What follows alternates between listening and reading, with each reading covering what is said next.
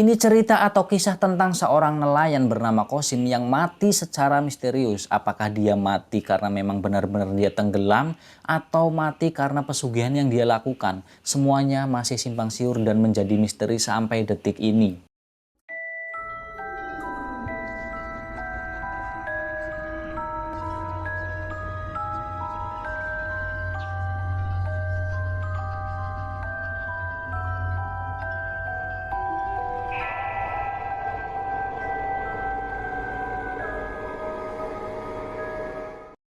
Assalamualaikum warahmatullahi wabarakatuh. Ketemu lagi sama saya Misbah Muthaharun. Apa kabar kalian semua, lur, teman-teman? Semoga kalian senantiasa dalam keadaan yang sehat selalu. Amin ya rabbal alamin.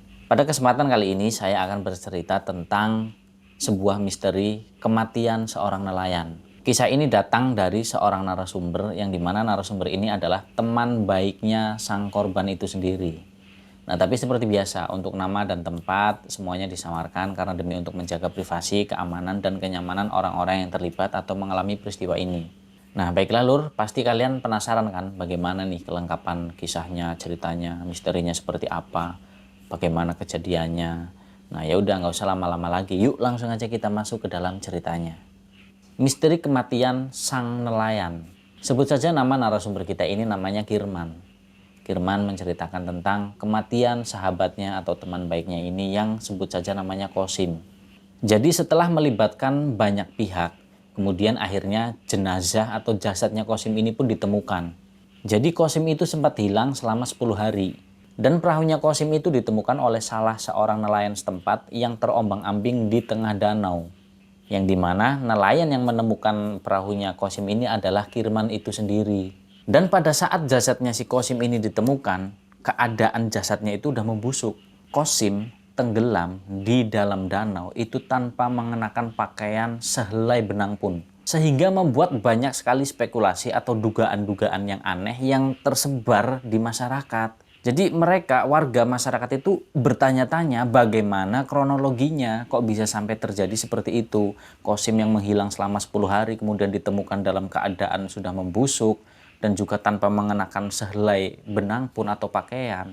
Nah, kita kembali ke cerita. Jadi kematian atau penemuan jasadnya Kosim itu sangat menggemparkan dan membuat heboh masyarakat setempat. Jadi kenapa menjadi heboh? Karena ada salah satu orang warga atau masyarakat yang mengait-ngaitkan peristiwa hilangnya Kosim dan ditemukannya jasad Kosim tersebut itu dengan sesuatu yang aneh dan menakutkan. Dan sehingga membuat kesannya itu menjadi ngeri dan menyeramkan. Jadi sebelum peristiwa itu terjadi, itu Kosim sempat mengungkapkan semua yang dia alami terhadap temannya atau narasumber kita yaitu Kirman. Nah, jadi seperti ini Kosim ketika dia mau bercerita. Jadi sebenarnya Kosim itu belum terlalu tua ya, jadi masih bisa dibilang ya pria ya kalau misalkan usianya sih masih usia ya masih relatif muda karena usianya itu sekitar 30 tahun. Nah, si Kosim ini kan seorang nelayan. Jadi tadi malam, berarti sebelum kejadian hilangnya Kosim, itu dia sempat mengangkat ikan-ikan hasil tangkapannya di danau itu. Dan di pagi itu juga, Kosim itu sepertinya dia bernasib mujur. Karena ikan-ikan nila dan ikan sembarau itu nampak berceceran banyak banget di lantai perahunya dia. Nah, di pagi itu juga Kosim pun membawa hasil ikan tangkapannya. Dibawa untuk dijual. Dan ketika ditimbang oleh sebut saja namanya Pak Saudagar ini yang membeli hasil ikan tangkapannya si Kosim. Dan ternyata berat ikan-ikan yang didapat oleh Kosim itu ternyata sangat lumayan. Karena kurang lebih itu beratnya sekitar 127 kg. Dan itu beruntung banget si Kosim ini dia dapat meraup untung sekitar 7 juta lebih itu dalam hanya waktu 1 malam. Dan itu sangat luar biasa. Jarang sekali bahkan hampir tidak pernah ada nelayan yang bisa mendapatkan hasil sebanyak itu. Tapi dengan hasil tangkapannya tersebut, dengan dia meraup uang 7 juta rupiah lebih, itu ada yang janggal.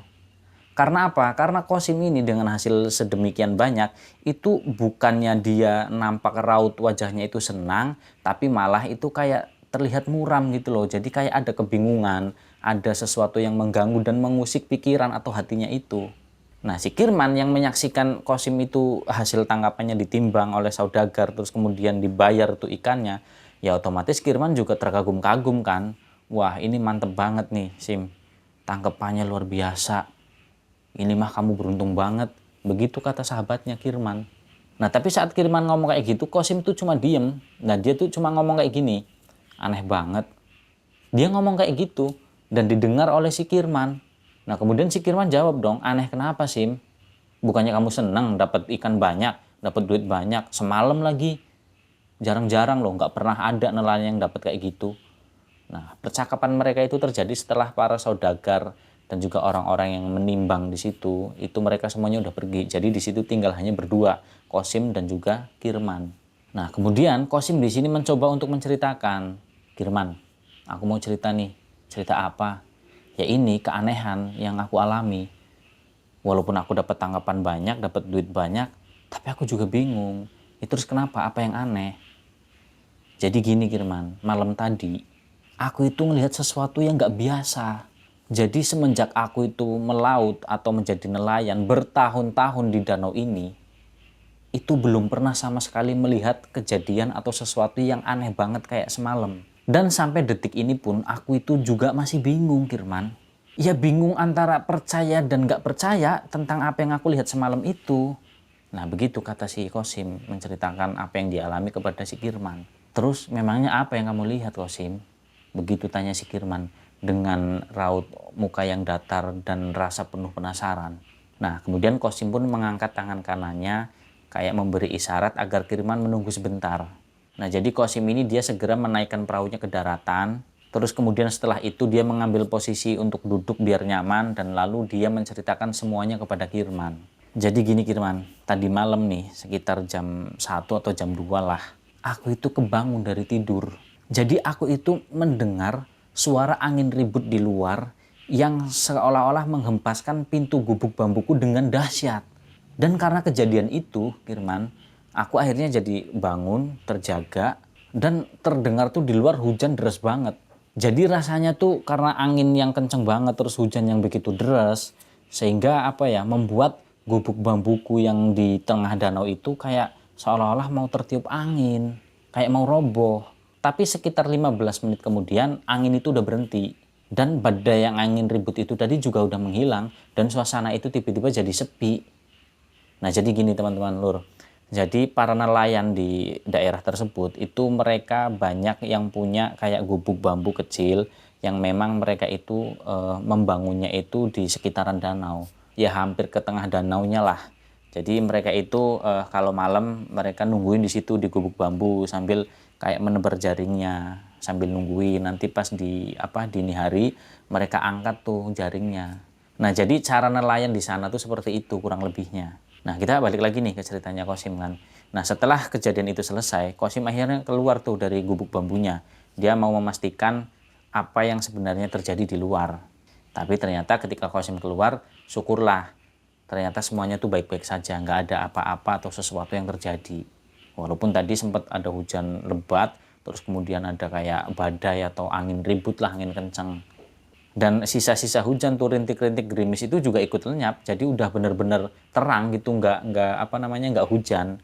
Dan terus kemudian akhirnya Qasim ini pun dia menarik dan mengangkat pesatnya itu dengan menggunakan roda yang diputar, terus kemudian diangkat tuh jaringnya, berharap nanti akan banyak ikan yang dia dapat.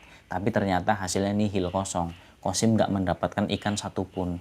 Nah jadi buat kalian yang belum tahu apa itu pesap, pesap itu ya jaring yang bentuknya segi empat yang terus kemudian direndam atau dicelupkan ke dalam air atau danau yang dipasang, intinya seperti itu.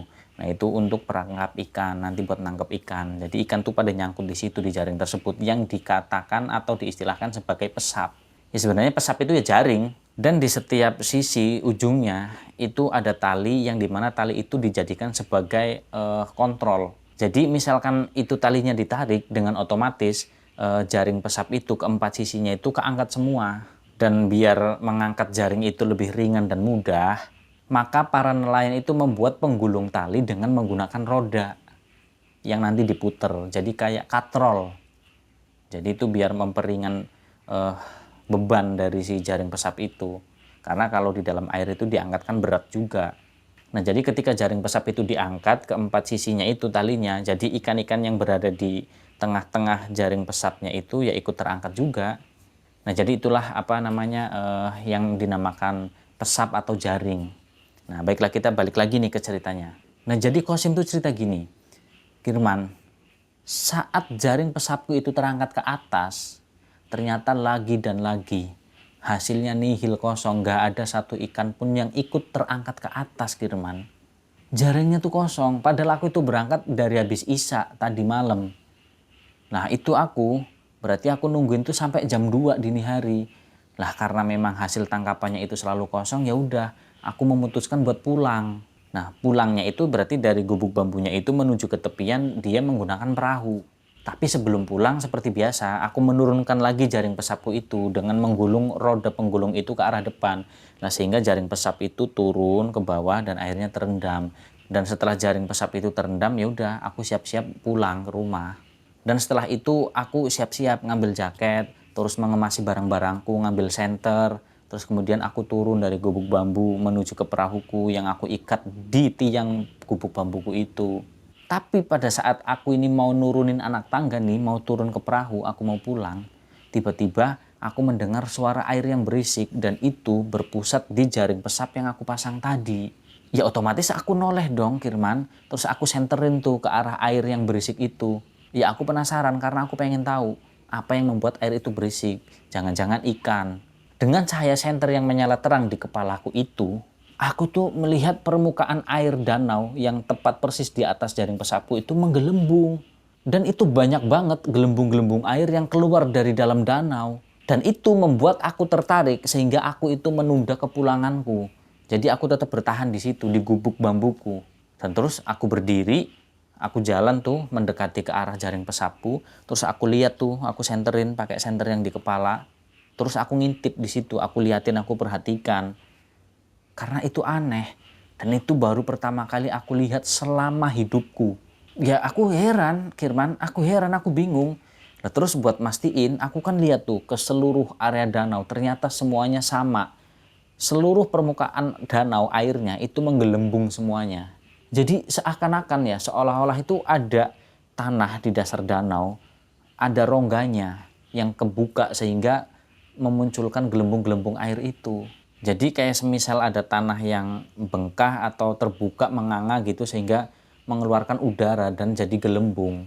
Aku tuh sempat ngira, Girman, kalau itu adalah gempa bumi.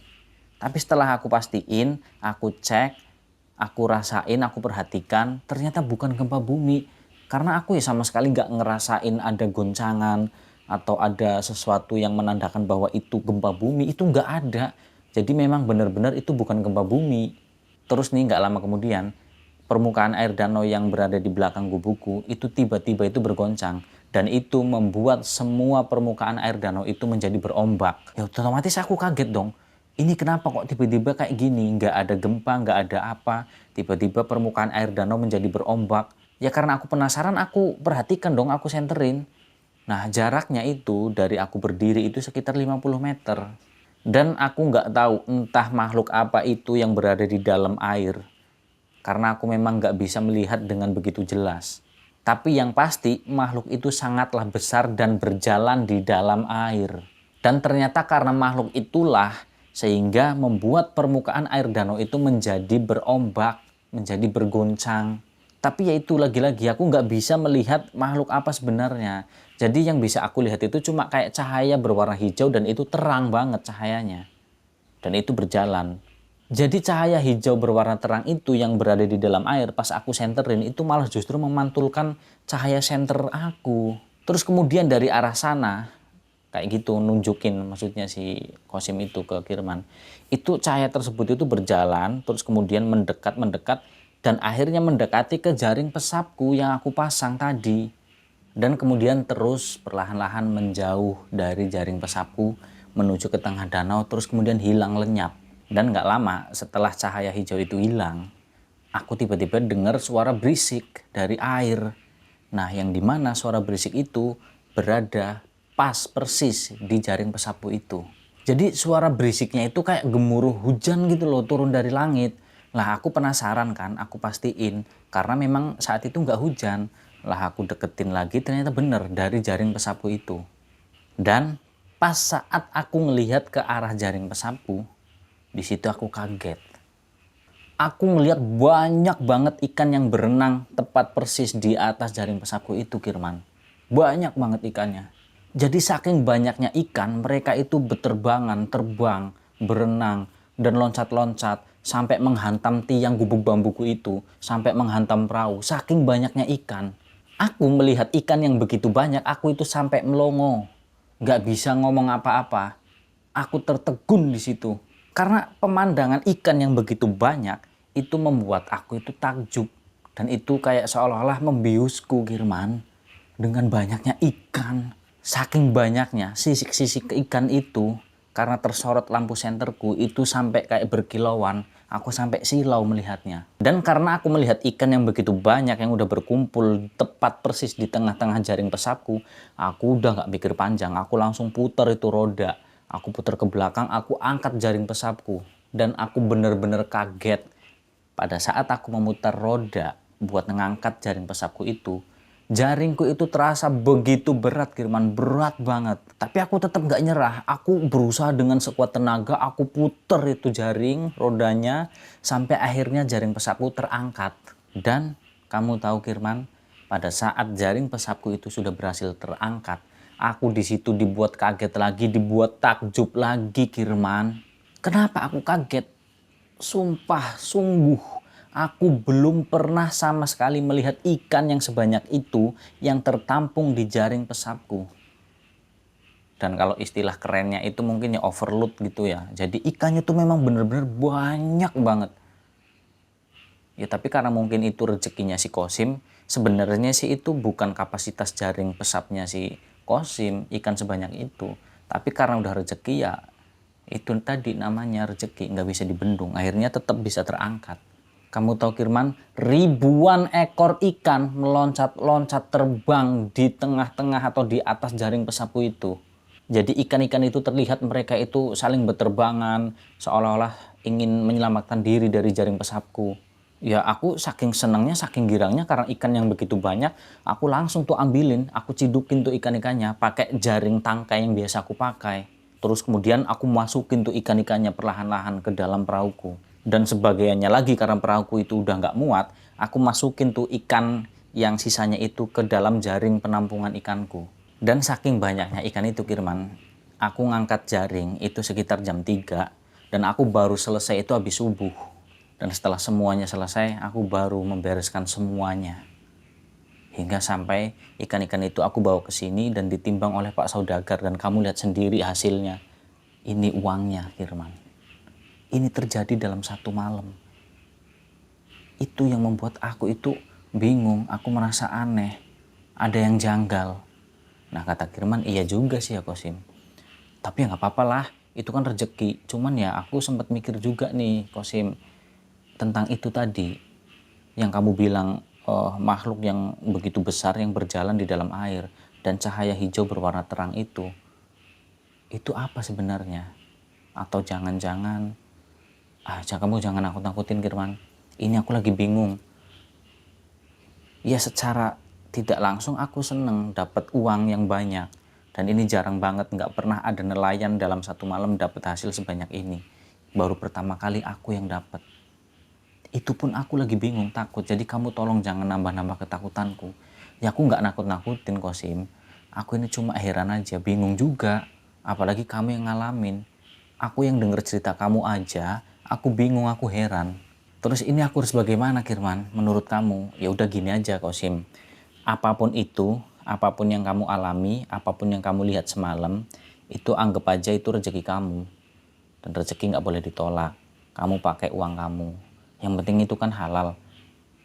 Dan kalaupun memang ada sesuatu yang aneh, ya itu kan mereka datang sendiri, bukan kamu yang minta. Lagian toh kamu juga semalam udah berniat mau pulang kan, tapi ternyata tiba-tiba ada sesuatu yang aneh itu terjadi.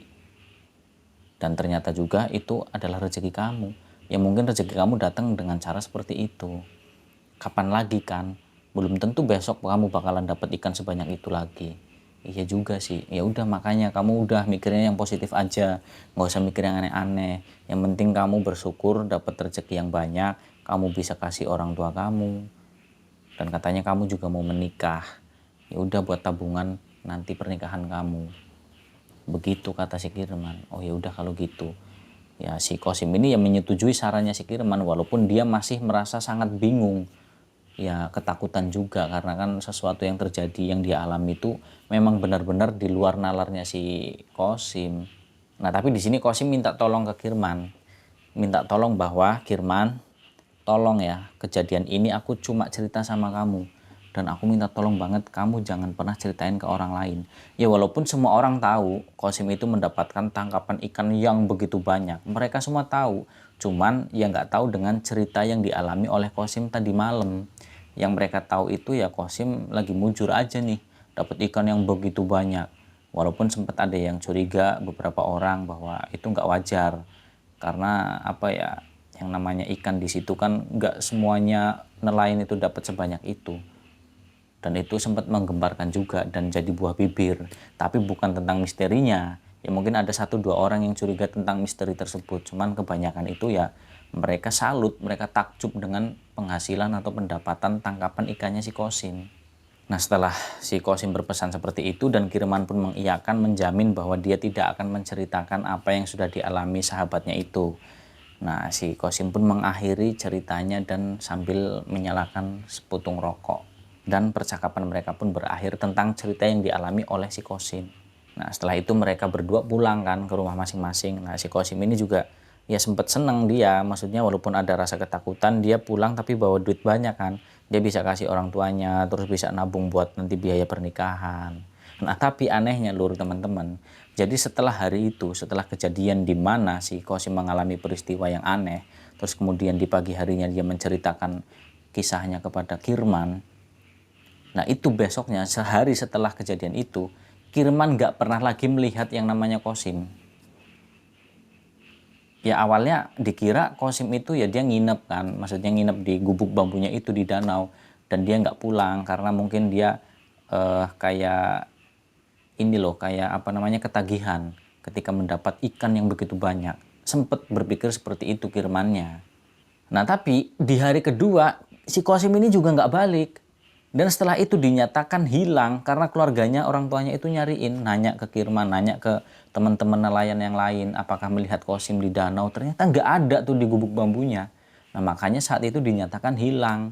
Dan pada saat si Kirman ini mau ngambil tangkapan ikannya itu di gubuknya dia, nah si Kirman itu melihat ada perahunya si Kosim yang lagi terombang-ambing di tengah danau. Nah, di sini si Kirman sempat mikir, berarti bener nih, si Kosim memang sempat pergi ke danau dan terus kemudian dia nggak balik, hilang. Tapi Kirman pada saat itu masih sempat mikir gini, jadi saat itu Kirman berpikir bahwa pengikat atau tali dari perahu tersebut yang biasa diikatkan oleh Kosim di tiang gubuk bambunya itu terputus, sehingga perahunya itu terbawa arus danau tersebut, terbawa ombak sehingga terombang-ambing. Lah kemungkinan Kosim itu dia terdampar di gubuk bambunya karena perahunya itu terbawa air. Nah terus kemudian si Kirman berinisiatif langsung menghampiri perahunya Kosim dan mengikat perahunya Kosim itu di perahunya si Kirman. Nah terus setelah perahunya si Kosim itu diikatkan di perahunya Kirman, Kirman pun membawa perahunya Kosim dengan tujuan dia mau mengantarkan perahunya itu ke gubuk bambunya si Kosim. Nah, kemudian singkat ceritanya, saat si Kirman ini mengantarkan perahunya dan sampai di gubuk bambunya Kosim, Kirman ini manggil-manggil kan, Kosim, Sim, Kosim, tapi nggak ada sautan. Nah, dikira si Kirman masih tidur kali di dalam gubuk itu. Nah, kemudian dia ikat perahunya ke tiang gubuk bambunya si Kosim, dia naik, dia masuk ke dalam gubuk bambu, dia buka pintunya. Ternyata apa? Kirman di situ kaget, ternyata si Kosim nggak ada di situ. Gubuk bambunya itu kosong, nggak ada orang sama sekali. Dia sempat melihat ke sekeliling situ kan, terus dia melihat ke dalam air. Maksudnya takutnya lagi berenang atau gimana, pikirannya Kirman kan gitu. Tapi ternyata kosong, nggak ada siapapun. Jadi apa Kosim itu benar-benar nggak ada di situ. Jadi yang ada di dalam gubuk bambunya Kosim itu ya cuma celana, baju, sandal, dan juga rokok. Intinya pakaian atau perlengkapannya dia selama dia pergi nelayan di danau tersebut. Dan Kirman di situ dia panik kan, loh ini kemana? Ini bajunya semuanya di sini. Terus dilipat dengan rapi juga. Di situ ada rokok, ada senter dan lain sebagainya. Ada perbekalan kayak rantan. Seperti itu. Dan nasinya juga masih utuh. Loh ini kemana sih Kosim? Dia teriak kan, Kosim, Sim, Sim, di mana kamu Sim? Tapi tetap aja nggak ada yang nyautin. Nah, karena sudah dipastikan di situ nggak ada si Kosim, Kemudian si Kirman pun dia balik lagi kan ke daratan, terus dia nanya ke semua teman-teman nelayan, ke warga, ternyata sama sekali nggak ada yang melihat Qasim. Dan pada saat itu juga, di hari itu juga, Qasim dinyatakan hilang. Nah, berita tentang hilangnya Qasim ini pun akhirnya menyebar luas di tengah-tengah masyarakat, di tengah-tengah warga desa setempat. Dan karena kabar itu sudah menyebar, sehingga banyak pihak yang ikut membantu dalam pencariannya si Qasim. Dan ada beberapa yang sempat menyelamkan dengan menggunakan oksigen. Ada yang berpendapat bahwa mungkin Qasim itu terjatuh pada saat dia bermalam di gubuk bambunya, terus kemudian dia tenggelam. Nah, jadi pencarian itu selalu dicari setiap hari, berhari-hari selalu dicari. Setelah hari itu kan mulai pencarian, terus kemudian hari ketiganya dilakukan pencarian, hari keempat, kelima, keenam, dan seterusnya. Sampai hari ke-8 dan hari ke-9 pencarian tetap terus dilakukan dengan berharap semoga Qasim ini bisa ditemukan, entah dalam keadaan hidup ataupun sudah mati. Nah, setelah 9 hari pencarian, tepat di hari ke-10-nya besoknya, jasadnya Qasim ditemukan. Kalian tahu ditemukan di mana, Lur, teman-teman? Yang tadinya warga masyarakat itu ikut gencar dalam pencariannya Qasim, ya otomatis pencarian itu ya di seluruh danau itu sekelilingnya dicari semuanya, termasuk ke bibir-bibir danau. Tapi ternyata hasilnya nihil, nggak ditemukan sama sekali. Tapi pas tepat di hari ke-10 pencarian, jasadnya Qasim bisa ditemukan. Dan kalian tahu ditemukan di mana? Di bibir pantai. Lagi terapung-apung. Dan kondisinya seperti apa? Yang namanya jasad pasti nggak bernyawa kan.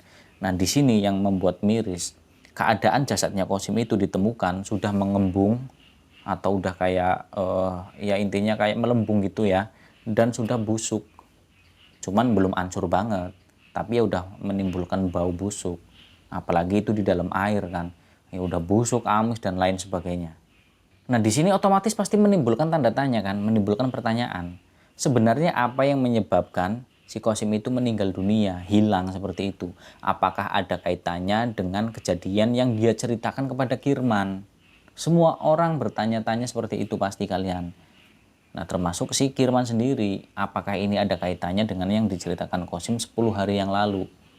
Dan itu entahlah, semuanya nggak ada yang tahu. Tapi banyak warga yang percaya dan beranggapan bahwa kematian dan hilangnya Qasim itu memang karena ulah dan perbuatannya sendiri. Jadi warga itu banyak yang curiga bahwa Qasim itu melakukan pesugihan yang dimana dia memuja Dewi Air. Sehingga ketika dia mengalami peristiwa itu dia hilang, kemudian ditemukan dengan jasad yang sudah tidak bernyawa. Nah, jadi ternyata Lur, teman-teman semuanya, ini menurut keterangan dari narasumber kita Kirman, ternyata itu kurang lebih 2 bulan sebelum kejadian itu, jadi diketahui Qasim itu seringkali menemui seorang dukun, yang dimana dukun ini dimintai tolong sama Qasim agar Qasim ini mendapatkan kekayaan dari hasilnya sebagai seorang nelayan. Dan Qasim juga kerap kali dia itu sering banget mendatangi kayak tempat-tempat keramat, terus kemudian yang diyakini sama Qasim itu tempat yang mistis. Dan di sana di tempat-tempat keramat itu si Qasim ini juga sering banget kayak meletakkan sesajen-sesajen di situ untuk persembahan dan melakukan ritual. Ternyata usut punya usut seperti itu Lur, teman-teman. Nah, karena kematiannya Qasim ini menjadi misteri, ya karena warga juga takut nanti dikira itu ada unsur pembunuhan sehingga dilaporkan kepada pihak polisi. Nah, setelah dilakukan penyelidikan oleh polisi, ternyata memang Qasim itu meninggal karena tenggelam. Jadi menurut hasil dari penyelidikan, itu diketahui bahwa Qasim pada saat itu di malam hari sebelum dia hilang. Nah, itu Qasim itu sempat dia itu mengalami yang kayak kejadian pertama itu. Jadi memang ada hujan badai, hujan lebat disertai angin. Nah, sehingga membuat air di danau itu menjadi bergoncang atau berombak besar. Nah, kemungkinan dari penyelidikan di situ, si Qasim ini terjatuh dan kemudian tenggelam dan tewas. Nah, karena angin dan ombak yang begitu kencang sehingga membuat tali pengait atau pengikat perahu dengan tiang bambu gubuknya si Qasim itu sehingga terputus talinya dan perahunya itu hanyut, terbawa angin dan juga arus air kan di dalam danau itu. Nah, sehingga kemungkinan dalam penyelidikan nih, Qasim itu dia membuka bajunya, merapikan bajunya, terus kemudian dia nyemplung. Nah, tujuannya Qasim nyemplung ke dalam danau itu dia mau ngejar perahunya, mau nyelamatin perahunya biar nggak terlalu hanyut jauh. Nah tapi justru malah si Qasimnya yang menjadi korban, dia tenggelam, dia meninggal. Karena mungkin pada saat itu si Qasim itu mengira bahwa jarak perahunya yang hanyut itu tidak terlalu jauh dari gubuk bambunya itu. Makanya dia berani buat nyebur ke dalam danau, buat nyemplung. Dan dia rasa dia itu mampu, dia sanggup buat ngejar perahunya dan menggapai perahunya itu. Dan karena itulah dia memutuskan untuk itu tadi, mengejar perahunya dan berenang. Makanya itu tadi ditemukan sama si Kirman di dalam gubuk bambunya itu pakaiannya tertata rapi di situ. Kayak rokok, senter, dan lain sebagainya.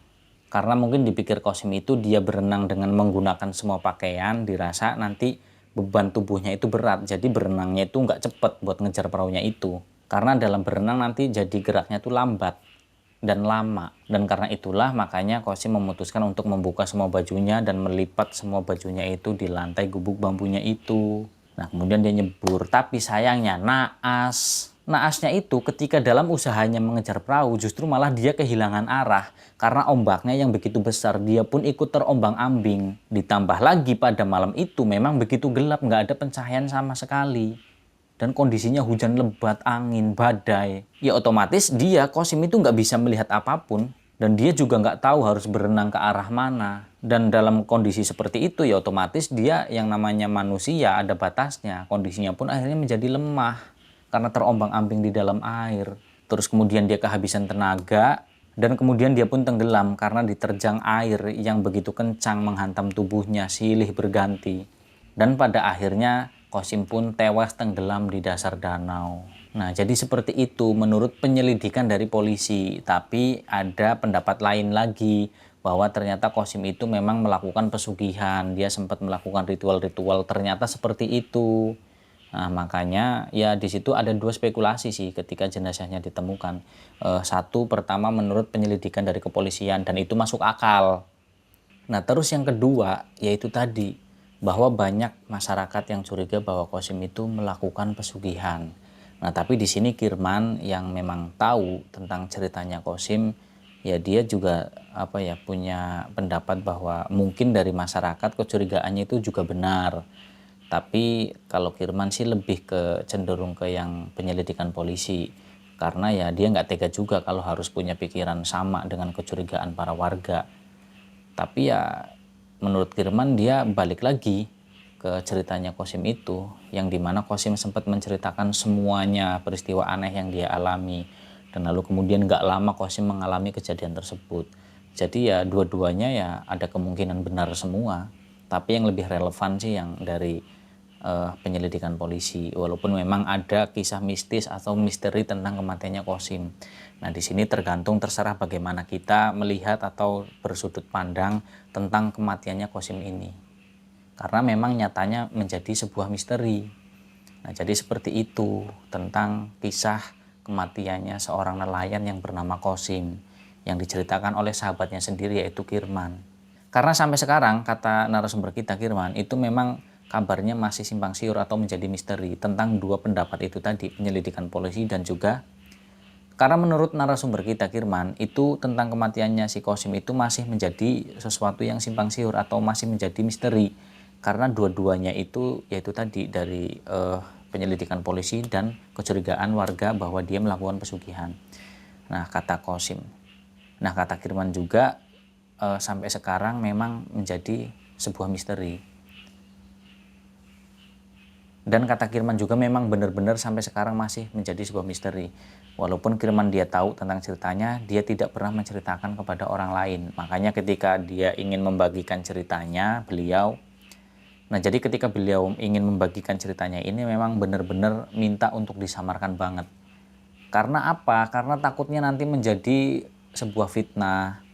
Nah terus kenapa kalau takut menjadi sebuah fitnah terus diceritakan? Terus kemudian akhirnya harus dibawakan ceritanya di channel ini.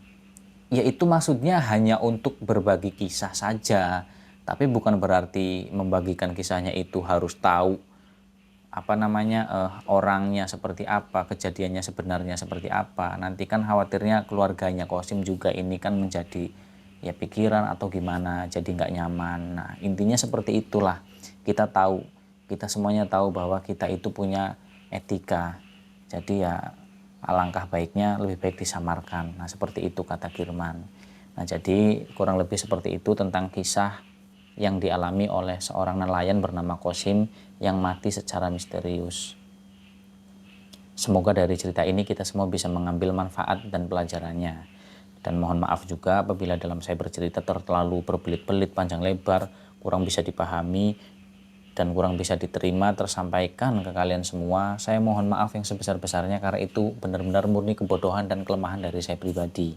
Tapi apabila ada sekelumit kata dari saya yang bisa diambil manfaat dan pelajarannya, itu semata-mata karena pertolongan dari Allah Subhanahu wa taala, Tuhan yang Maha Esa. Dan yang pada intinya tuh yang baik-baik, yang positif kalian ambil, yang ada manfaatnya. Tapi kalau yang nggak ada manfaatnya, yang nggak baik, yang negatif, yang buruk, nggak usah kalian ambil, nggak usah kalian dengerin, kalian buang jauh-jauh. Kurang lebih seperti itu. Dan buat kalian semua lur, teman-teman, makasih banget, makasih banyak yang udah setia ngikutin channel ini, nonton videonya terus, dengerin ceritanya sampai selesai dan tidak menyekip iklannya. Saya makasih banget buat kalian, makasih. Dan saya doakan dimanapun kalian berada, semoga senantiasa dalam keadaan yang sehat selalu, diberikan rezeki yang banyak, yang berkah, yang halal pastinya, dilindungi Allah, dalam ridho Allah, dijauhkan dari orang-orang jahat yang berniat buruk, yang gak baik ke kalian semua, amin ya rabbal alamin. Dan lagi-lagi saya ingatkan di akhir video, terutama untuk diri saya pribadi, marilah kita doakan yang baik-baik untuk sesama kita. Karena pada dasarnya doa yang baik tulus dari dasar hati, dari dalam hati, itu nanti akan berbalik untuk kepada diri kita sendiri. Begitupun sebaliknya, ketika kita mendoakan yang tidak baik terhadap sesama kita, ya doa itu akan berbalik juga. Nah, jadi seperti itu. Terima kasih, sekian dari saya. Sampai jumpa lagi di video dan juga cerita-cerita misteri berikutnya. Saya Misbah Muthaharun. Wassalamualaikum warahmatullahi wabarakatuh.